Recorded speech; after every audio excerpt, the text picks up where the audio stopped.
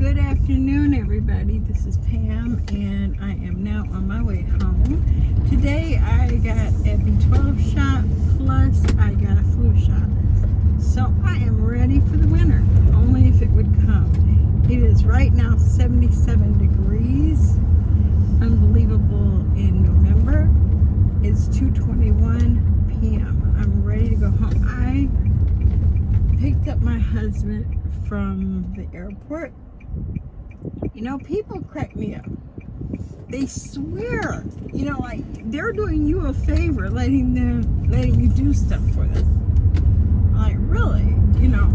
And then the whole conversation on the way back, I didn't evoke anything about him. The whole thing was about him. You know, I mean, whatever. Okay. You know,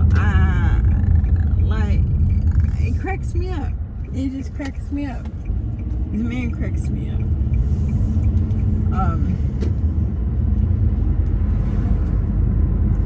So I'm gonna go home, take my dog out, feed the animals, and I think I'm gonna put my Christmas lights up in the window today. When I was out, I had to wait for his plane to land because it wasn't. I was a little early, and I didn't want to wait until he called because that could take a long time depending on traffic. And so I just went and I went by Hobby Lobby and I picked up a few things. Not Hobby Lobby, home goods. I'm sorry. And I got 2 Santa Clauses, and I'm telling you, they have stuff.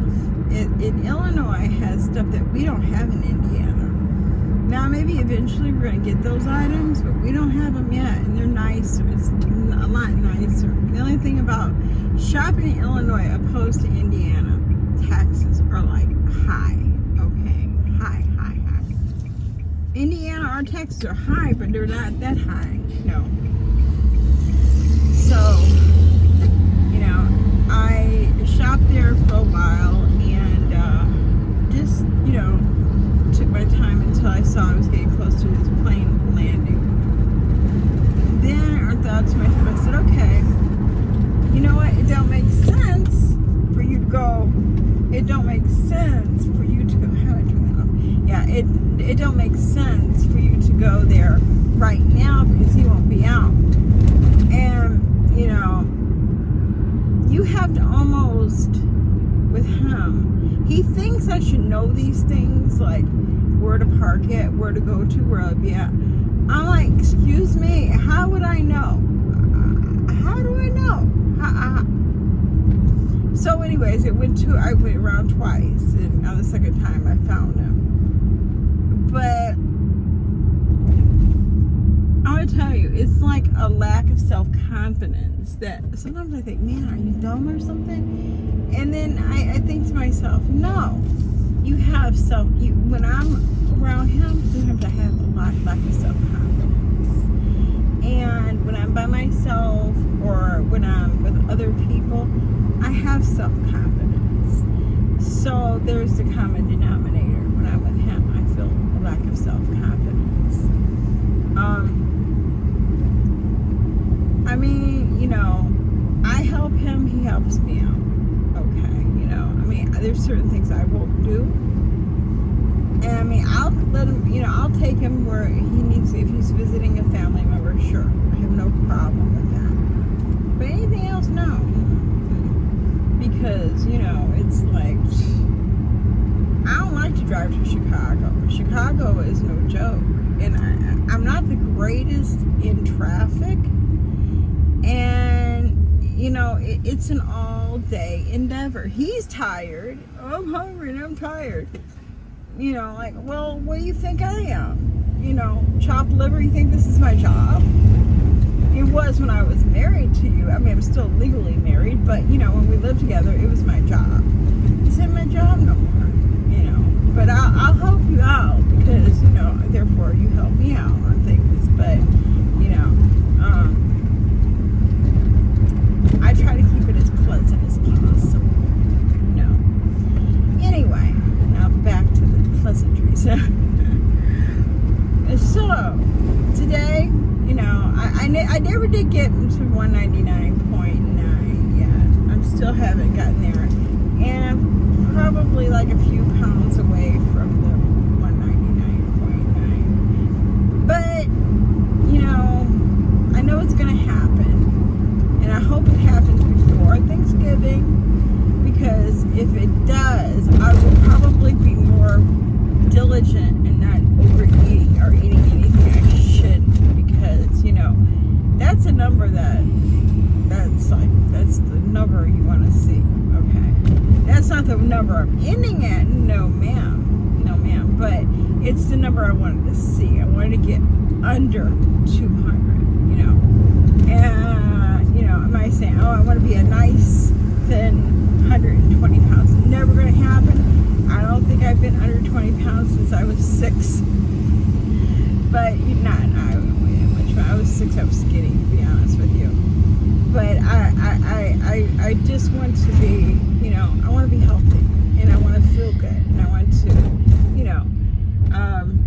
but again, it's not about weight loss. Actually, this is all about, started to be about breaking my addiction to sugar. That's where it really started. When I saw I don't like real food, I'm like, what the hell is wrong with you? You don't even like real food. You the food that you crave, and if it's not sugar laden, you don't want it.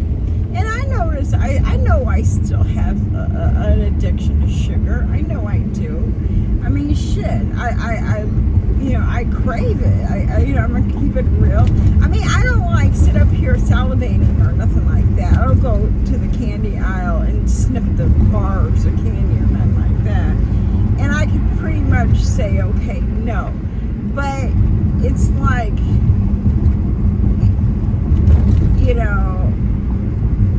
I have to be honest, I do like my sweet treats, if I could have them. Yeah, if there was a way to say, you could have everything you want, you ate before, and it wouldn't make you fat, you still lose weight. Hell yeah, I'd be eating them. Yeah.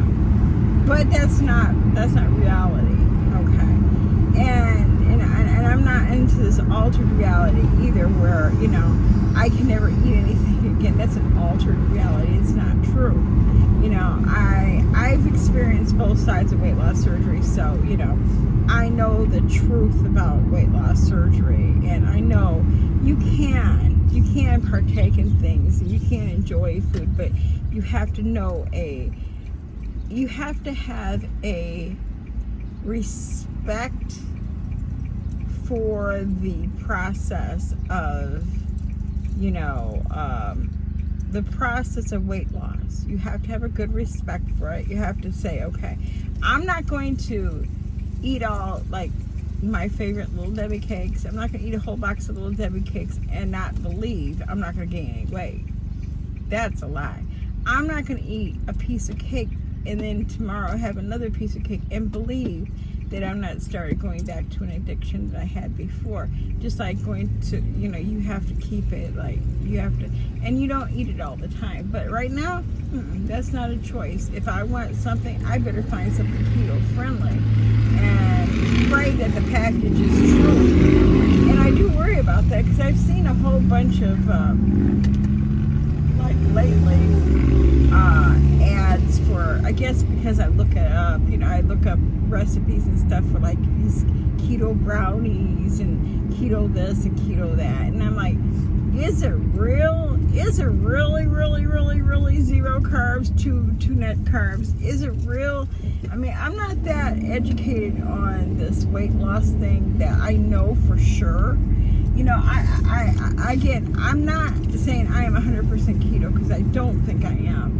But I do think that I'm close. I'm close at times. Sometimes I think I hit it, and sometimes I think I don't. But I don't think I'm ever back where I used to be. I mean, sometimes I don't think I eat enough food to fill a mouse. At times I'm very hungry, but most of the time I eat enough, during my hours. Like right now, I can eat till 6 o'clock, and at 6 o'clock, I don't eat.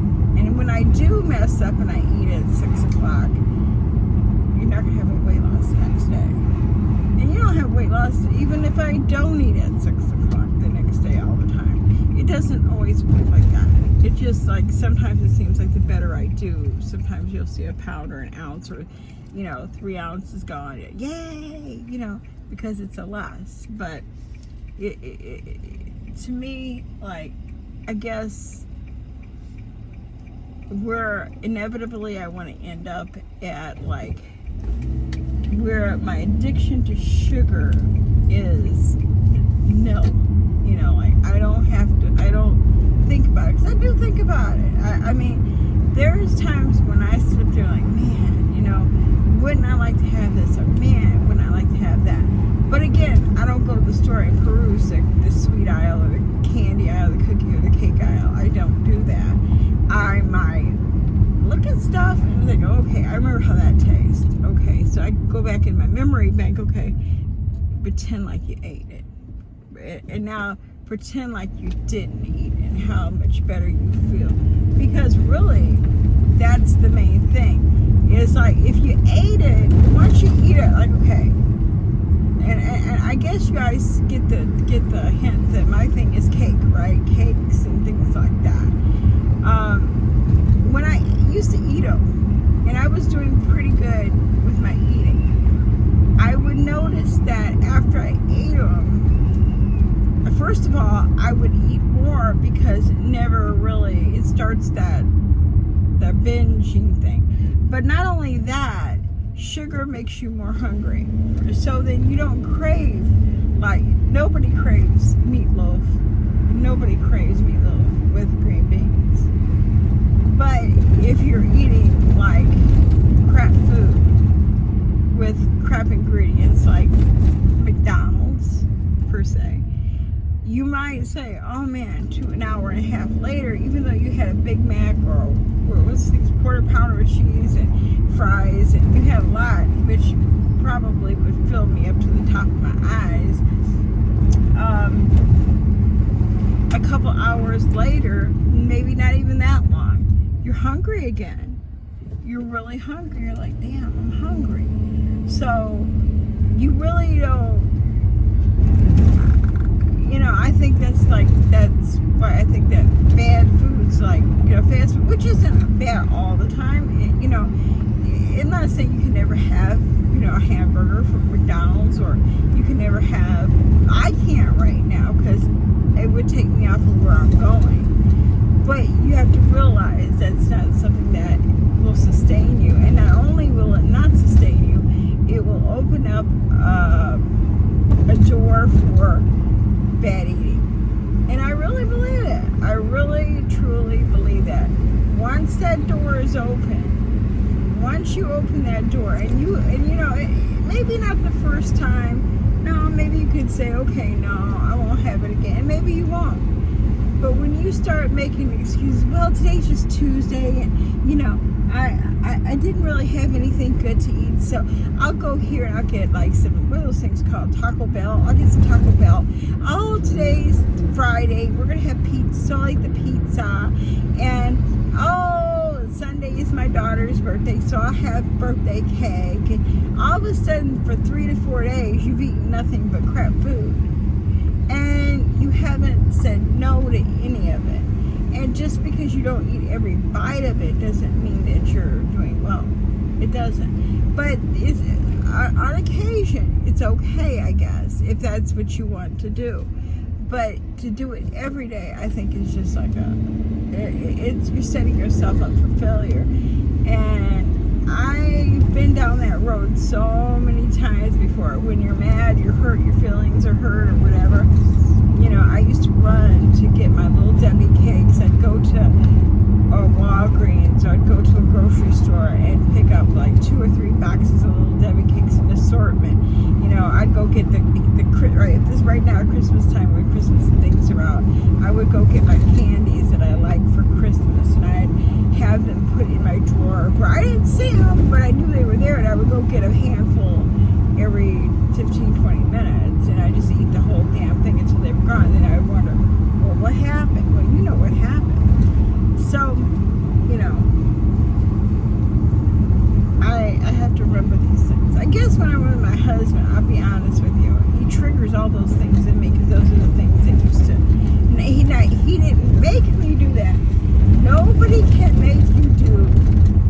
don't want to do.